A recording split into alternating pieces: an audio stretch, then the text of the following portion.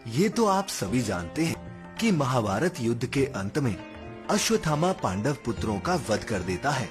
लेकिन क्या आप ये जानते हैं कि पांडव अपने पुत्रों की हत्या के लिए भगवान शिव को दोषी मान उनसे युद्ध करने लगते हैं?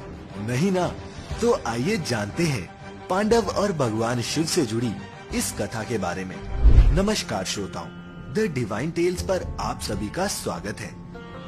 ये प्रसंग महाभारत युद्ध के अंतिम दिन का है। युद्ध के अंतिम दिन दुर्योधन ने अश्वत्थामा को अपनी सेना का सेनापति नियुक्त किया। अपनी मृत्यु का इंतजार कर रहा दुर्योधन अश्वत्थामा से बोला, मुझे कैसे भी पांचों पांडवों का कटा हुआ शीश देखना है। दुर्योधन को वचन देकर अश्वत्थामा अपने बचे हुए कुछ सैनिकों के साथ पांडवों की मृत्यु का षड्यंत्र रचने लगा। उधर भगवान कृष्ण ये जानते थे कि महाभारत के अंतिम दिन काल कुछ न कुछ चक्कर जरूर चलाएगा। इस संकट से बचने के लिए श्री कृष्ण ने आदिदेव भगवान शिव की विशेष स्तुति आरंभ कर दी। स्तुति करते हुए श्री कृष्ण ने भगवान शिव से कहा, हे जगत के पालन करता, भूतों के स्वामी, मैं आपको प्रणाम करता हूँ। भगवान आप मेरे भक्त पांडवों की रक्षा कीजिए।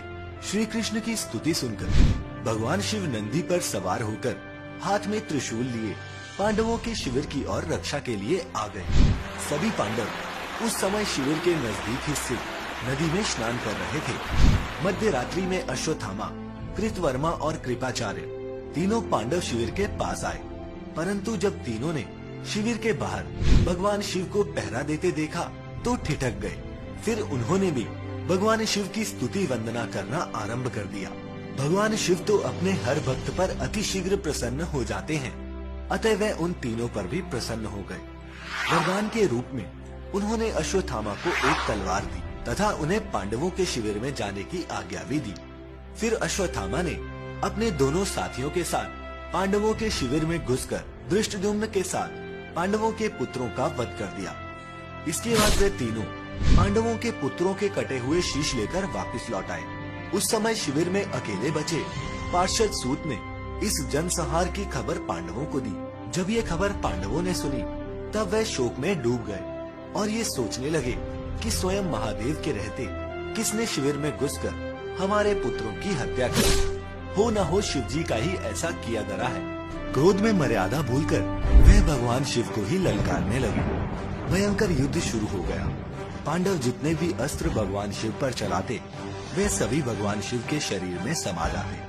चूँकि पांडव श्री कृष्ण की शरण में थे और भगवान शिव हरि भक्तों की रक्षा में स्वयं तत्पर रहते हैं, इसलिए शांत स्वरूप शिव ने पांडवों से कहा, तुम लोग श्री कृष्ण के उपासक हो, इसलिए क्षमा करता हूँ, अन्यथा तुम सभी वध के योग्य हो। मुझ पर आक्रमण के अपराध का फल तुम्हें कलयुग में जन्म लेकर भोगना पड़ेगा। ऐसा कहकर भगवान शिव अदृश्य हो गए। दुखी पांडवों ने कृष्ण के साथ शिव जी की स्तुति की। पांडवों की स्तुति से प्रसन्न होकर भगवान शिव प्रकट हुए और उनसे वरदान मांगने को कहा। तब पांडवों की ओर से भगवान कृष्ण शिव से बोले, हे प्रभु, पांडवों ने जो मूर्खता की थी उसके लिए वे क्षमा प्रार्थी हैं, अतः इन्हें क्षमा करें तथा इन्हें दिए हुए श्राप से मुक्ति दिलाएं।